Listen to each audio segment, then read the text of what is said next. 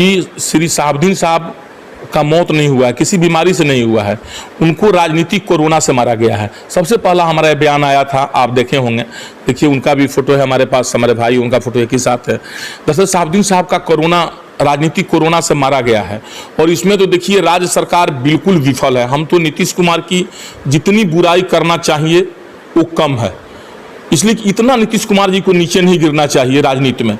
अभी आप सिक्किम में एक आदमी कोई मरे थे, कौन, नूरुल हुदा, कोरोना से उनका 100 लाने के लिए इन्होंने अनुमति दे दिया, लेकिन हमारे शहाबुद्दीन साहब का 100 अपने सरजमी मिट्टी पर, अपने गांव प्रतापपुर, उनके मिट्टी भी उनको नसीब नहीं होने दिए। ये पाप नीतीश कुमार को जरूर पड़ेगा। इसमें सारा दोष नीतीश कुमार का। अगर नीतीश कुमार चाहे रहते पार्टी से ऊपर उठ करके तो तुरंत आप सांसद, मैंने पूर्व सांसद शहाबुद्दीन साहब को अगर सिवान बुलाए रहते या सिवान में उनकी मिट्टी लगी रहती तो इसका कुछ अलग संदेश जाता, उनकी भी इसमें कुछ बड़ाई होती, लेकिन उनको सिवान का मिट्टी भी नसीब नहीं होने दिए। इसके लिए सिवान की जनता क्या, पूरे बिहार की जनता और पूरे उस कौम, समुदाय, जितने अमन पसंद लोग हैं, कोई नीतीश कुमार को माफ़ नहीं करेंगे। आप जानिए ये नीतीश कुमार की सबसे बड़ी भूल है। और शहाबुद्दीन साहब को तो मारा गया है, तो हम पहले ही आपको कहे, आशंका जताए थे कि शहाबुद्दीन साहब के साथ गलत किया, अभी भी उनके परिवार के साथ गलत किया जा रहा है। आप जान जाइए। आखिर आप अभी आप बताइए कि वही कोरोना हुआ, क्या नाम है, एक और अंडरवर्ल्ड वहाँ पर जो थे, कौन सा, छोटा राजन और एक शहाबुद्दीन साहब। शहाबुद्दीन साहब को वहाँ दिए भेजा गया DDU में, जहाँ किसी चीज़ का व्यवस्था नहीं, और राजन को, छोटा राजन को कहाँ भेजा गया, एम्स में। शायद में छोटा राजन बच कर आ गया, वो जिंदा बच गया, हमारे शहाबुद्दीन साहब भी जिंदा बच गए रहते। लेकिन शहाबुद्दीन साहब को क्यों, छोटा राजन ना कोई विधायक, ना MP, ना MLA, कुछ नहीं था, और अंडरवर्ल्ड का सबसे बड़ा डॉन आदमी है छोटा राजन, तो छोटा राजन को आप एम्स में भेज दिए और शहाबुद्दीन साहब को आप दीनदयाल में भेज दिए। उनको उचित आप इलाज नहीं दे पाए, उनको जानबूझ करके मारा गया है। ये आप निश्चित, इसमें कहीं दो राय नहीं है सर। और वो सिर्फ सच बोलने के चलते उनको मारा गया है, आप जान जाइए। आखिर कौन लोग हो सकते हैं, किसकी हाथ हो सकती है? देखिए, एक तो माननीय नीतीश कुमार, अप्रत्यक्ष कहिए या प्रत्यक्ष कहिए, या राजनीति कहिए या राजनीति कहिए, इसमें नीतीश कुमार की सबसे बड़ी हाथ है।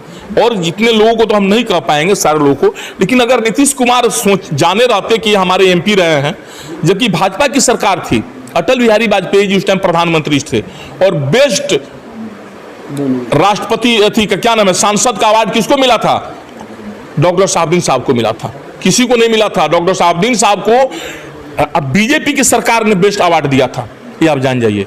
जिस दिन इन पर हमला हुआ था प्रतापपुर में, सुशील कुमार मोदी इनके तरफ से बोलने वाले हैं, लेकिन सच सिर्फ बोल दिए कि परिस्थितियों के मुख्यमंत्री नीतीश कुमार, वही सच बोलने की सजा नीतीश कुमार जी ने इनको दिया, इनकी मिट्टी भी इनको नसीब नहीं होने दिया।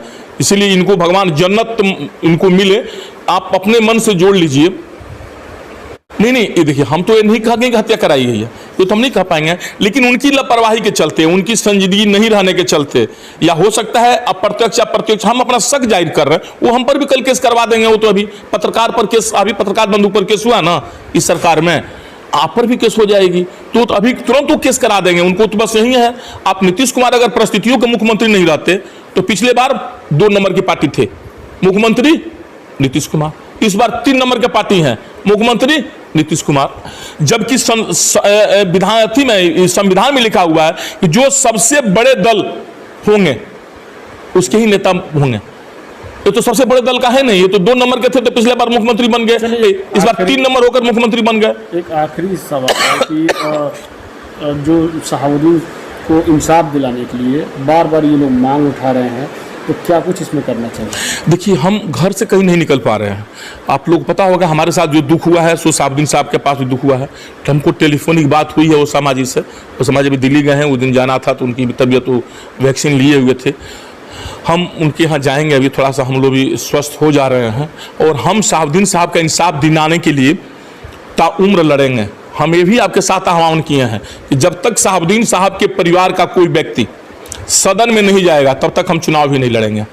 ये आप जान जाइए, ये हमारा ऐलान है कि जब तक शहाबुद्दीन साहब के परिवार का कोई व्यक्ति, चाहे हिना मैडम हो, ओसामा बाबू हो, उनके परिवार के कोई आदमी सदन में जब तक नहीं जाएंगे, तब तक हम कभी जिंदगी में चुनाव नहीं लड़ेंगे। और ताउम्र उनको इंसाफ दिलाने के लिए हम लड़ेंगे। हम पार्टी पॉलिटिक्स से ऊपर उठ करके, वो हमारे सिवान के कर्णधार थे, सिवान के विकास पुरुष थे। सिवान में जितना वो विकास किए हैं उतना कोई सांसद आज तक का कोई MP MLA विधायक नहीं किया, ये आप जान जाइए। उनको बहुत बड़ी उपाधि है सिवान में। लेकिन एक और ध्यान दीजिए आप, मात्र 2 लोगों को बहुत दर्द था, जैसे ही भागलपुर जेल से आए, अब बच्चे सब साहबुद्दीन साहब के मूड़ी पर चढ़ने लगे, इतने छोटे छोटे लड़के उनके गर्दन मिलने लगे जो साहबुद्दीन साहब को देखे नहीं थे। कोई साहबुद्दीन से खौफ नहीं खा रहा था। सिवान में 2 आदमी को मात्र खौफ था, उन लोगों का था कि जल्दी से इनको तिहाड़ भेजिए, नहीं तो हमारी राजनीति खत्म हो जाएगी। वो दोनों आदमी मिलकर आज घड़ियाली आंसू बहाए, वो लोग दोनों आदमी। जनता सिवान की समझ रही है, साहबुद्दीन साहब का परिवार भी समझ रहा है कि वो दोनों आदमी कौन है जो घड़ियाली आंसू खाली बहाए हैं कि भाई साहबुद्दीन साहब से हमको दुख है। आपको दुख रहता था आप उनको तिहाड़ भेजे रहते। अगर साहबुद्दीन साहब आज हमारे सिवान रहते तो उनको ये दशा हुई रहती। साहबुद्दीन साहब हम लोग के बीच रहते, आज साहबुद्दीन साहब ऊपर नहीं गए रहते।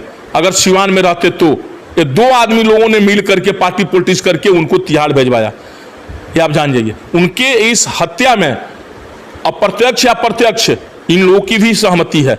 ये लोग वहां अगर नहीं भेजवाया रहता तो साहबुद्दीन साहब की हत्या नहीं हुई रहती, ये आप जान जाइए। देखिए, कुछ काम होता है प्रत्यक्ष को प्रत्यक्ष होता है। भाषण जी वो बड़े लोग नेता हैं, अब हर किसी पर टिप्पणी हम नहीं कर सकते हैं। वो अप्रत्यक्ष रूप से जरूर मेहनत किए होंगे।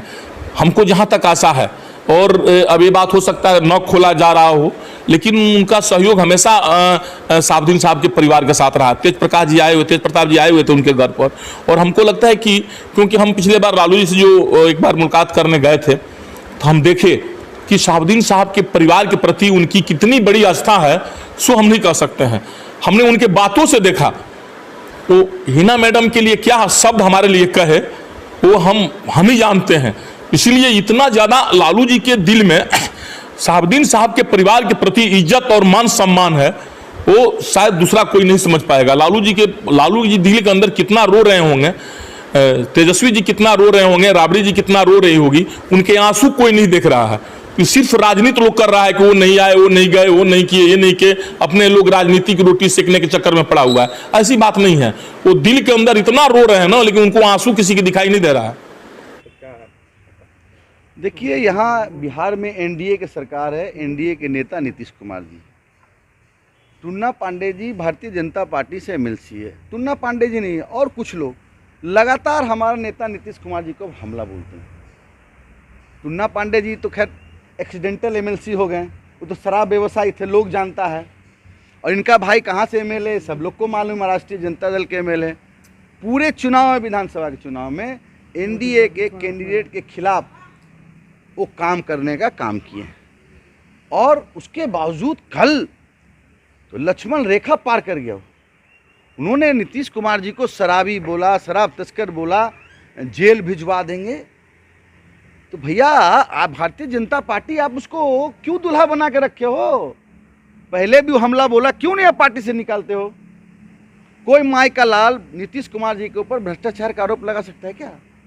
एक बार जान जाइए, अगर कोई उंगली उठाएगा तो हम लोग उंगली भी काटने का काम करते हैं। सर के ऊपर से पानी गुजर रहा है। आपके जिस तरह का भाषा का प्रयोग करोगे उसी के भाषा में हम जवाब देंगे। ईंट का जवाब पत्थर से देंगे। क्यों नहीं भारतीय जनता पार्टी इस पर कार्रवाई किया? वो आज से थोड़े बोल रहा है। आप तो मन बढ़ाने का काम किया। अब दूल्हा बना के रखे हैं, आप दूल्हा भी बना रहे हो, मौरी भी पहना रहे हो, मंडप से क्यों नहीं निकालते उसको? तो बर्दाश्त का एक सीमा होता है, उसको लांघने का काम नहीं करे। भगवान हम लोग को भी जुबान दिया है।